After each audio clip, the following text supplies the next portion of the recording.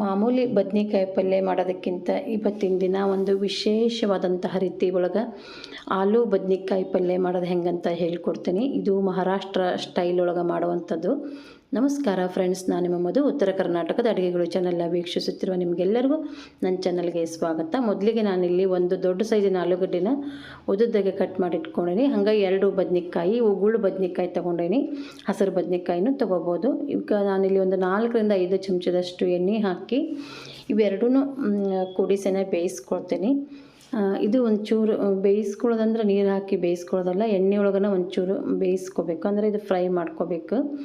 ಇದು ಒಂದು ಸ್ವಲ್ಪ ಬೇಯಬೇಕು, ಎಣ್ಣೆ ಒಳಗನೆ ಬೇಯಬೇಕದು. ಅಂದರೆ ಇದು ಪಲ್ಯದ ಒಂದು ಸ್ವಲ್ಪ ರುಚಿ ಜಾಸ್ತಿ ಆಗ್ತೈತಿ. ಇದಕ್ಕೆ ಒಂಚೂರು ಎಣ್ಣೆ ಜಾಸ್ತಿನೇ ಬೇಕು. ನೀವೇನೋ ಅನ್ರಿ, ಬದನೆಕಾಯಿ ಪಲ್ಯಕ್ಕೆ ಒಂಚೂರು ಎಣ್ಣೆ ಜಾಸ್ತಿ ಇದ್ರೇ ರುಚಿ ಜಾಸ್ತಿ ಅದು. ಇದು ಒಂಚೂರು ಡಿಫ್ರೆಂಟಾಗಿ ಒಂದು ವಿಧಾನದೊಳಗೆ ತೋರ್ಸಾತೀನಿ. ಚಪಾತಿ ಜೊತೆ ಭಾಳ ಚಲೋ ಅನ್ನಿಸ್ತೈತಿ. ಮಹಾರಾಷ್ಟ್ರದೊಳಗೆ ಈ ಥರ ಒಂದು ವಿಧಾನದೊಳಗೆ ಮಾಡ್ತಾರೆ. ಆಲೂ ಮತ್ತು ಬದ್ನಿಕಾಯಿ ಎರಡೂ ಸೇರಿಸಿ ಮಾಡಿರುವಂತಹ ಒಂದು ಈ ಪಲ್ಯ ಭಾಳ ರುಚಿ ಅನ್ನಿಸ್ತೈತಿ. ಸುಮಾರು 5 ರಿಂದ 6 ನಿಮಿಷದವರೆಗೂ ಇದನ್ನ ಎಣ್ಣೆ ಒಳಗನ ಸ್ವಲ್ಪ ಬಾಡಿಸ್ಕೊಂಡೆ ನೋಡ್ರಿ.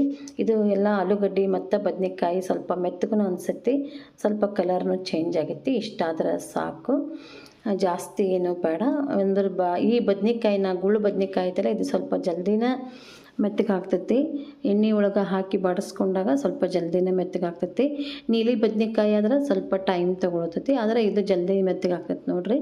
ಇದ್ರದ್ದು ಒಂದು ಪಲ್ಯನೂ ರುಚಿ ಭಾಳ ಚಲೋ ಅನಿಸ್ತೈತಿ. ಅದಕ್ಕೆ ನಾನು ಇವತ್ತಿನ ದಿನ ಈ ರೆಸಿಪಿನ ಟ್ರೈ ಮಾಡಿದೆ. ಚಪಾತಿ ಜೊತೆ ಅಂತೂ ಮಸ್ತ್ ಅನಿಸುತ್ತೆ ನೋಡ್ರಿ.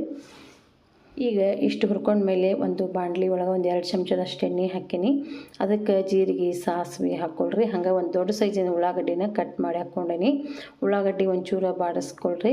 ಒಂಚೂರು ಬಾಡಿಸ್ಕೊಂಡ್ಮೇಲೆ ಇದಕ್ಕೆ ನಾವು ಒಂದಿಷ್ಟು ಮಸಾಲೆ ಪದಾರ್ಥಗಳನ್ನ ಸೇರಿಸ್ಕೋಬೇಕು. 1 ಚಮಚ ಗರಂ ಮಸಾಲ, 1 ಚಮಚ ಜೀರಿಗೆ, ಧನಿಯಾ ಪುಡಿ, ಜೀರಿಗೆ ಪುಡಿ, ಆಮೇಲೆ ಅರಿಶಿನ ಪುಡಿ, ಖಾರದ ಪುಡಿ, ಇವೆಲ್ಲನೂ ಪುಡಿಗಳನ್ನು ಇದಕ್ಕೆ ಸೇರಿಸ್ಕೊಳ್ತೀನಿ.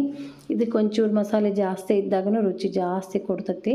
ಖಾರದ ಪುಡಿ ನಿಮಗೆ ರುಚಿಗೆ ಅನುಸಾರವಾಗಿ ಹೆಚ್ಚು ಕಡಿಮೆ ಕೂಡ ಹಾಕ್ಕೋಬೋದು.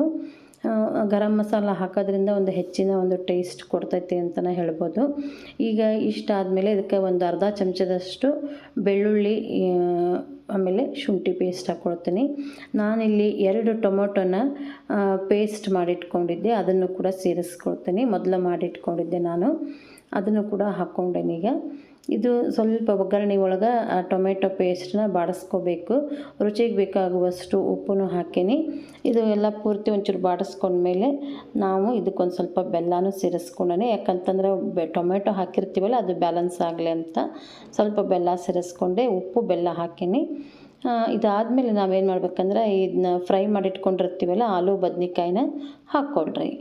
ಆಲೂ ಬದ್ನಿಕಾಯಿ ಎರಡನ್ನೂ ಹಾಕ್ಕೊಂಡು ಚೆಂದಾಗಿ ಮಿಕ್ಸ್ ಮಾಡ್ಕೊಳ್ರಿ.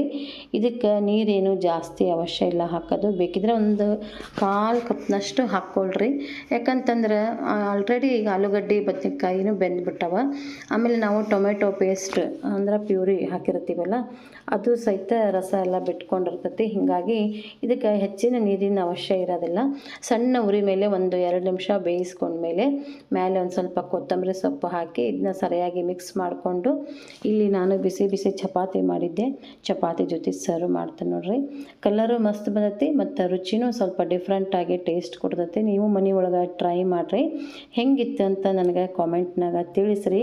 ಫಸ್ಟ್ ಟೈಮ್ ನೀವೇನಾರು ನನ್ನ ಚಾನಲ್ ನೋಡ್ತಿದ್ರೆ ಪ್ಲೀಸ್ ನನ್ನ ಚಾನಲ್ನ ಸಬ್ಸ್ಕ್ರೈಬ್ ಮಾಡಿಕೊಂಡು ವಿಡಿಯೋನ ನೋಡಿರಿ. ನಾನಿಲ್ಲಿ ಕ್ಯಾರೆಟು ಮತ್ತು ಉಳ್ಳಾಗಡ್ಡಿ ಸಲಾಡ್ ಜೊತೆ ಬಿಸಿ ಬಿಸಿ ಚಪಾತಿ ಮತ್ತು ಈ ಆಲೂ ಬದ್ನಿಕಾಯಿ ಪಲ್ಯ ಸರ್ವ್ ಮಾಡತ್ತೆ ನೋಡ್ರಿ.